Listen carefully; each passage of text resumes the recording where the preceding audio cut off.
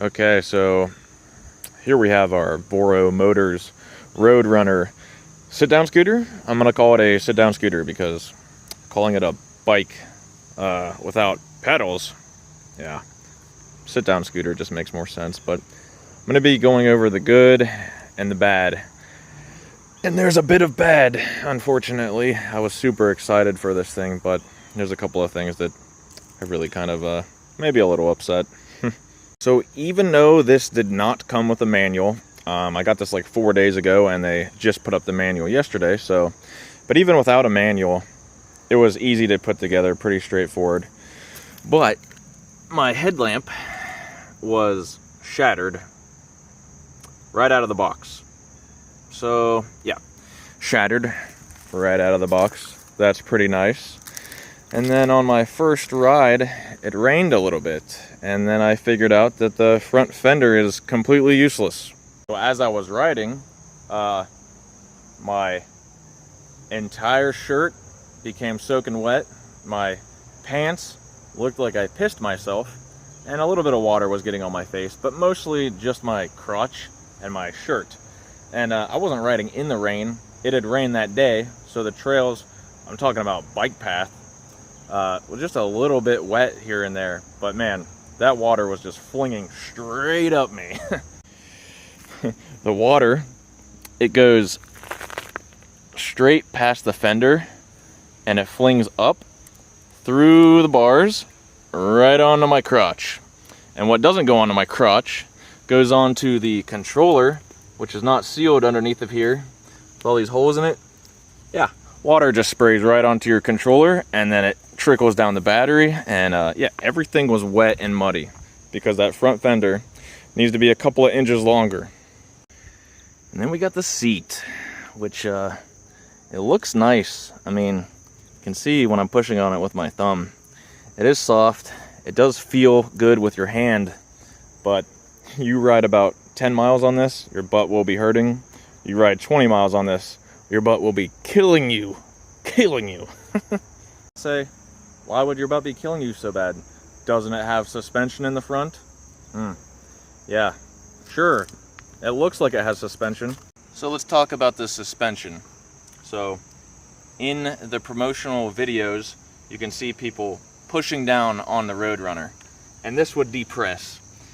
It's even in the video that they just released. I think it might have been yesterday, but I've watched it yesterday and I watched it today just to make sure I didn't miss this. But yeah, at the very beginning of the video, shows people pressing down on the handlebars, and that front suspension depresses, you know, presses down like a suspension would.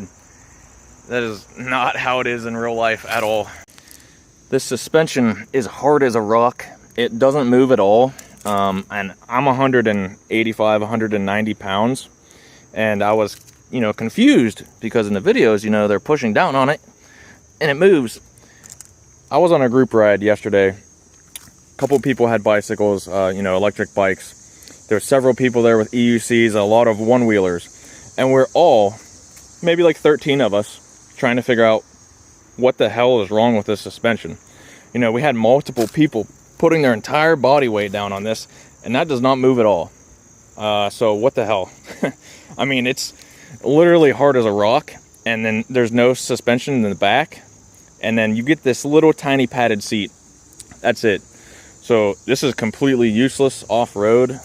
You know, anything really other than smooth pavement is going to feel horrible. Brick roads feel terrible. There's a couple of cobblestone streets downtown Pittsburgh. The one wheels can just glide right over it, no problem. My Dualtron Mini can go over it, no problem, because it actually has good suspension. This, I try to avoid anything like that as much as possible with this because it's just painful, and like my butt is already hurting after riding it for a while. And then the bumps, any cracks in the streets, anything, it's just absolutely horrible because the suspension does not do anything. It's not even real suspension. Might as well just be two metal bars sticking there, you know, just holding the tire up or whatever, fucking whatever. And then we have this, which, yeah, who knows what this does. It's not in the manual anywhere. It's not in the unboxing video by Voro Motors or in any of their other videos. It doesn't tell you what this does at all. I can tell you what it doesn't do. It doesn't help this at all. You can turn it all the way this way, you can turn it here, you can turn it there. Doesn't affect the suspension at all, so I'm not sure what it's supposed to affect. Maybe the brakes, I don't know. It doesn't really seem to do anything, like it's fake.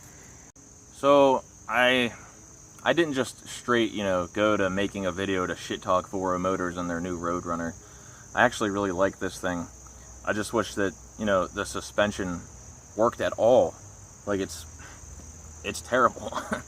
But I emailed Voro Motors the first time I wrote it, and I asked them, is there something that I need to do to the suspension to make it work? Like, is it in a packaging mode? Is there something that I need to take apart or adjust to make it better? And the first thing that they said was, it's a new product.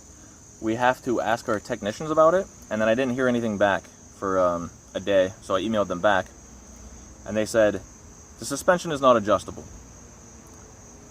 Well, did you not just hear me say that it was hard as a rock? So I said, I'm out here on a group ride. We got like 12 people trying to figure out how to make this suspension work. It's literally hard as a rock. Like, this is false advertising. And they said, I don't know if you saw our last email, but the suspension is not adjustable. Like, basically a big go fuck me, right? Like, I have 3 other scooters, and I would recommend them to anybody. This is the only one that I wouldn't recommend because of that horrible suspension. It's such a shame because I love everything else about it. Like, the removable battery is so great. I have a Kia Stinger, and I could fit this in the trunk of my car. It's not even an SUV. You know, the handlebars fold down super easy. The pegs spin right off. So I fold down the handlebars, take the pegs out, I slide the battery out, and then, you know, it just fits in my trunk. And then I just put that in the passenger seat, you know, put the battery in the passenger seat. It's great. You know, I love the tire size. It's awesome. I can just wheel this up and down my stairs because it actually clears the stairs. I don't have to pick the whole thing up and take it up my stairs. The speed is great. I've gotten this up to 34 miles an hour as my max so far. It's usually around 30 depending on your battery. But, you know, 30 miles an hour on this little thing is crazy fast. It feels super fast. And when you're flying past other people, they're like, holy shit. But yeah, anybody that I've let ride this, you know, they all love it. It's super quick. It's such a cute little thing, you know. It's cool. Everybody loves it. Except for that goddamn suspension, Voro Motors. God damn it, Voro Motors. And like, just the fact that they basically said, you know, go fuck yourself in the emails about the suspension. It's really a letdown. And there is a Voro Motors Facebook page, and there's a Emove Owners Group Facebook page, and I've tried to make posts about these issues multiple times, and yeah, those never see the light of day. Seems like any time that I've ever had any complaint about an Emove product, it will never see the light of day. It's like I'm just complaining into the wind, you know. So I can't complain about it on Facebook, on any other sites. I can't ask questions like, you know, has anybody else had this problem? Has anybody else figured out a way to adjust it? No. Anything along those lines, if you try to complain, it's not going to make it through, you know. So that's one of the reasons why I had to make this YouTube video. It's like, come on, you know, people need to know about this. Like I said, I have 3 other scooters. If the suspension worked on this like it was supposed to, it would probably be my favorite scooter. But so far, it's not. Unless, you know, there really is a way to adjust that and they just don't know what the hell they're talking about. Which, I kind of think that they don't know what the hell they're talking about, because half the time I ask them a question, they give me an answer that doesn't make sense. And also, you know, there's things on the scooter that aren't even in the manual, which also doesn't make sense. So, who knows. And the last thing I'm going to complain about here is there's no voltmeter. What I mean by that is, on my Dualtron Mini and on my Emove Cruiser, there is a voltmeter. It tells you the voltage so that you know exactly what your battery percentage is at and how much further you can go, you know. This is your battery gauge right here. It doesn't tell you a percentage. It doesn't show you the voltage. You get 4 bars. that is how much precision you have over knowing what your battery life is. 1, 2, 3, 4 bars. For a giant battery, you get 4 bars. So whenever you're riding, you're like, what is my battery at? I don't know. Is it it's somewhere between 50 and 75%, you know, or you're riding a little more and you're like, it's somewhere between 25 and 50%. It's so inaccurate to try to tell how much battery life you have left.